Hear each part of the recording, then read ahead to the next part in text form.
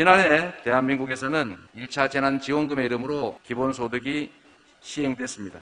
그 결과로 연매출 10억 이하인 소상공인과 전통시장 점포 등에서 가맹점포 매출이 평균적으로 39.7%가 증가해서 지역화폐형 기본소득이 경제 활성화에 큰 기여를 한다는 점이 입증됐습니다. 이러한 사실은 다가올 4차 산업혁명 시대를 대비하는 우리에게 커다란 시사점을 안겨주고 있습니다. 로봇과 인공지능을 앞세운 기술혁명은 무한 공급의 가능성을 열고 있는 반면에 인간 노동이 생산에서 차지하는 비중을 극도로 위축시켜서 소비의 감소를 통해서 수요의 위축을 불러오고 있고 체계적인 지속적인 경제 침체를 불러오고 있습니다. 기본소득이 특히 대한민국에서 시행하고 있는 지역화폐형 기본소득이 4차 산업혁명 시대를 대비하는 유일하고도 가장 강력한 경제정책이라고 확신합니다. 기본소득에 대해서 몇 가지 우려가 있다는 점을 잘 알고 있습니다.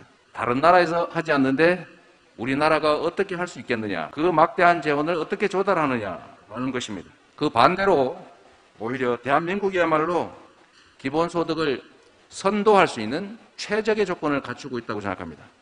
그 첫째 이유는 이렇습니다. 우리나라 사회복지 지출은 OECD 평균의 절반을 겨우 넘는 수준입니다. 사회복지 지출을 OECD 평균 수준으로만 맞춰도 현재 약 2배에 가까운 추가의 가용 예산을 확보할 수 있고 그 중에 일부를 기본소득 정책에 충분히 활용할 수 있습니다.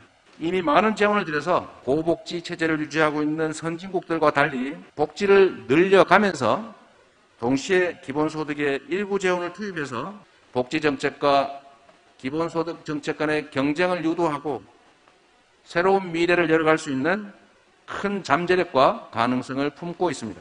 재원 문제라면 처음부터 완벽한 형태로 기본소득을 시행할 필요가 없습니다. 역량이 안 된다는 이유로 포기할 것이 아니라 시행할 수 있는 범위 내에서, 가능한 범위 내에서 순차적으로 단계적으로 국민들의 동의를 얻어가면서 확대 시행하면 충분합니다. 지금이라도 당장 연 560조에 이르는 예산의 일부를 절감 또는 조정해서 작년에 1차 재난지원금과 같은 기본소득 제도를 연간 2회 시행하는 데는 아무런 문제가 없습니다. 그 후에 공감을 얻으면 이미 납부해야 될 세금을 감면받고 있는 정책을 일부 수정해서 감면 축소로 동일한 수준의 기본소득은 충분히 추가 시행할 수가 있겠습니다. 마지막 단계로 탄소 사용을 줄이는 방법은 탄소세를 부과하는 것이 가장 합당합니다. 저항을 줄이기 위해서 탄소세 전액 또는 대부분을 탄소세 절감에 따른 부담을 안게 된 우리 국민들에게 공평하게 배분한다면 그것이 바로 기본소득 목적의 탄소세가 될 것입니다.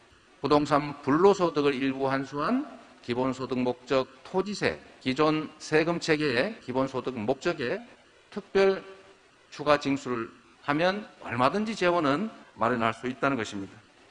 누구도 가본 일이 없으므로 우리는 갈 수 없다, 외국에 전례가 없으니 우리는 할 수 없다 라고 할 것이 아니라 반발짝 늦으면 끌려가는 것이고 반발짝만 앞서면 선도한다는 자부심으로 우리가 기후위기, 기술혁명의 새로운 대전환의 시대에 질적으로 전혀 새로운 새 길을 열 수 있다는 자부심을 가져야 합니다. 엄밀하게 말씀드리면 이미 대한민국은 기본소득을 체계적으로 시행하고 있습니다. 비록 금액도 적고 전면적이지는 못하고 부분적이긴 하지만 우리 경기도의 지역화폐형 청년 기본소득처럼 이미 기본소득은 하나의 정책으로 우리 사회에 깊이 들어와 있습니다. 전 세계 기본소득 이론가와 활동가들은 물론 월스트리트 저널 같은 언론들이 대한민국 경기도의 기본소득 정책에 이미 주목하고 있습니다. 포스트 코로나 시대, 4차 산업혁명 시대를 준비하는 데 필요한 것은 반성과 두려움, 망설임이 아니라 새로운 시대를 준비하는 상상력과 새로운 길을 열겠다는 용기입니다.